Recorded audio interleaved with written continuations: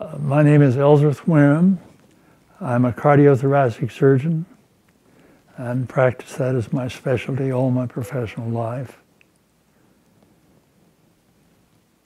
I'm 98 years of age, and I practiced cardiothoracic surgery until I was 95. I first tried to be active by working around my yard, doing my pruning of my bushes, and I mow my own lawn, and so I try to get a little exercise doing that. As far as my dietary program is concerned, I happen to be a vegan. I've been a vegan now for about half my life. I think that that's a healthy form of nutrition. I try to maintain a calm approach to the problems of life and not worry and fret over problems that come along. I get a good night's sleep, and if I feel like it, I take a nap during the day. So I really try to be calm, as careful as I can in preserving what energy I have. I quit work when I was 95. And because of this, of course, I attracted some publicity from the National Geographic. And incidentally, the people I work with very much wanted me to continue, but I felt I should spend a little more time at home with my family. I could be working right now. I could do anything that I did then, and I'm now 98. But I picked 95 as an arbitrary time when I would quit. I have always been inclined to be a vegetarian. My folks were farmers, and we had quite a bit of meat available, but it never appealed to me to eat animal products. I never did drink milk by the glass. I would use it on my cereal, and of course my mother, and then later on my wife, would use it in cooking. So I was naturally inclined toward a vegetable type of diet, but I was concerned about the adequacy of the nutrition. And when I found out that I could get by taking a little vitamin B12, why, of course, I then became entirely vegan. And I think that it has been a very fine form of nutrition. It's a little extreme to tell a person who is using flesh foods that you're going to take everything entirely away from them. But I have, when I was in practice in medicine, I would tell the patients that the vegetable-based diet was the healthy way to go, and as much as possible we keep away from the animal products. It has to be something that the person wants to cooperate in, and people are very sensitive about what they eat. Now, you can talk to people about exercising, and you can talk to people about relaxation and good mental attitude and things like that, and they will accept that. But you talk to them about what they're eating, and people are very sensitive about that. If an individual is willing to listen, I will try to explain to them on a scientific basis of how I think it's better for them. I read a statement in the Wall Street Journal last year, I think it was in January of last year, that I thought was quite significant. And it was this, that all tastes are acquired except for breast milk.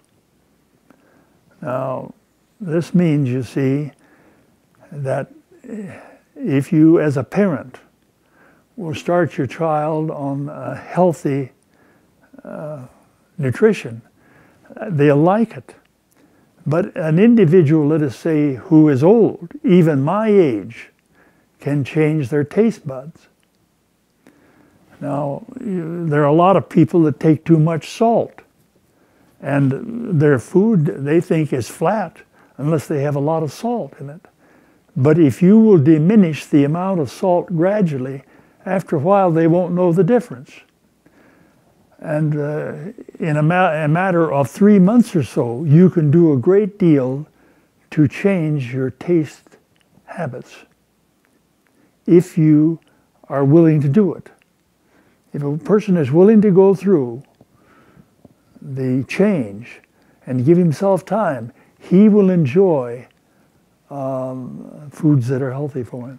As you know, cholesterol is the chief problem you have to be concerned about as far as developing coronary occlusion and coronary disease is concerned. If your cholesterol is under 140, very, very seldom that anybody has a heart attack who has a cholesterol of 140. Now, the factors that influence your cholesterol are things that you should know about. And one of the factors is the amount of saturated fat. And most animal fat is saturated, whereas the vegetable fat is unsaturated or monosaturated. So you have to avoid the animal fats. Now, there are those scientists, including Dr. Colin Campbell of Cornell University, that say that animal proteins will also affect your cholesterol, not just the fat. In other words, you pour off the cream off your milk and drink the skim milk. Even the casein of the milk will raise your cholesterol. And then people say also high intake of sugar will affect your cholesterol. So if you can keep your cholesterol under 140, your chances of developing coronary disease are very small. Exercise is beneficial in reducing your cholesterol. But if you're taking in a considerable amount of saturated fat, you can't exercise enough to lower it as much as it should be lowered. The easiest way to get your cholesterol down is to watch what you eat. Now, you can lower your cholesterol by exercise, but I'm talking about, 15 or 20 milligrams per cent, something like that. But if you get on a vegan diet, which is low fat, you can drop it much more. When we went abroad, we had an open heart surgery team that this would be maybe a dozen to 24 people that would go with the team and do open heart surgery in overseas countries. But this was back 50 years ago, you see, when open heart surgery is first starting out. Now, there's no need to do anything like that.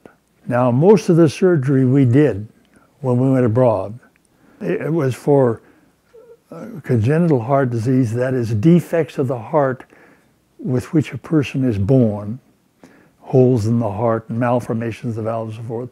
And the other was valvular heart disease due to rheumatic fever.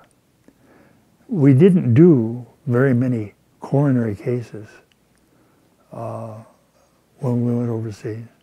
Coronary disease is a disease of the more developed countries. That's being a little bit discriminatory, I presume, but America, undoubtedly, in my opinion, has been the leader in the development of coronary disease. I mean, in the development of treatment of heart disease. And I think has also led out in the research of the cause of the disease.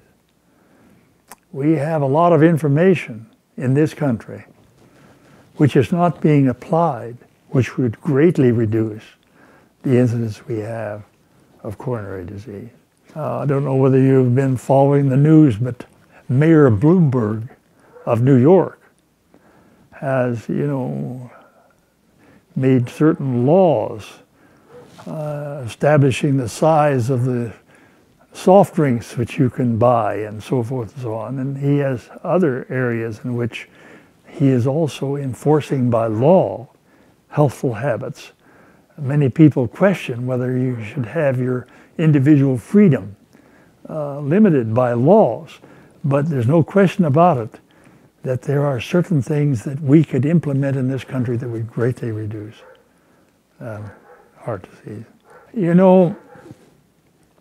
The Cleveland Clinic is the world's great center for coronary artery disease. Coronary angiography, the study of the coronary arteries, was developed at the Cleveland Clinic. And you can't diagnose where the stoppage is in your coronary arteries without coronary angiography. Now we have some newer methods, but that's still sort of the gold standard. And Dr. Esselstyn of the Cleveland Clinic, he says that coronary artery disease does not need to exist. And if it does, it doesn't need to progress. And he does it on a low-fat vegan diet. There have been only 2 people in the world that I know of that have demonstrated that they can arrest and reverse coronary artery disease. And they are Dr. Dean Ornish of San Francisco and Dr. Esselstyn of the Cleveland Clinic, and they both did it on a low-fat vegan diet. If you go on a low-fat vegan diet and you exercise, your chances of developing coronary disease will be very low. Get that cholesterol under 140, and you can. My cholesterol is 117. If I have some pain in my chest, I know it is not coronary disease. It may be due to something in my esophagus, hiatus hernia from my stomach or something else, but it's not coronary disease. Because at 117, I'm not going to develop it. Anybody can do those things. Very simple.